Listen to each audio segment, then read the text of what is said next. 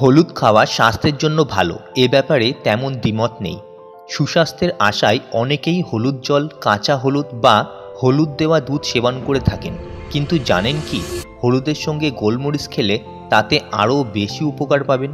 তবে তার আগে জানতে হবে হলুদে কি কি উপকার পাওয়া যায়।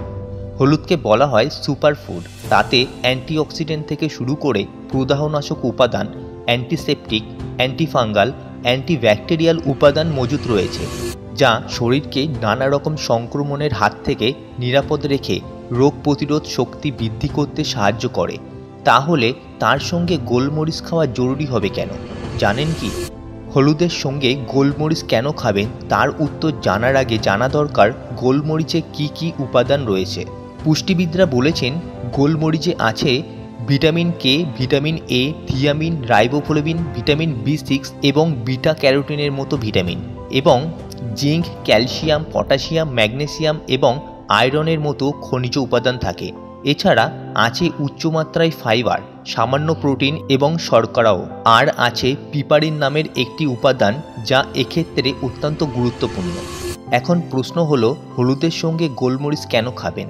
হলুদে যাবতীয় উপকারিতার কারণ যে উপাদানটি, তার নাম কারকিউমিন। পুষ্টিবিদরা বলেছেন সেই কারকিউমিনের সম্পূর্ণ উপকার যাতে শরীর পেতে পারে তাতেই সাহায্য করে গোলমরিচে থাকা পিপেরিন।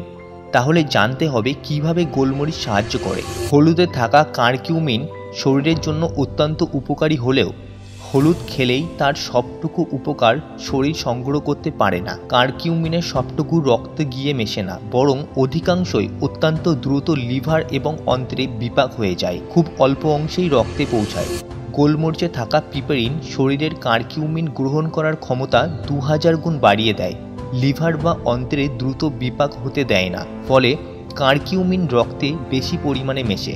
এখন প্রশ্ন হলো, তাহলে কিভাবে খাওয়া উচিত? শুধু হলুদ আর গোলমরিচ খেলেই কিন্তু কাজ হবে না। হলুদের সম্পূর্ণ উপকার পেতে হলে হলুদ আর গোলমরিচ খেতে হবে কোনো প্রোটিন এবং স্নেহ পদার্থের সঙ্গে।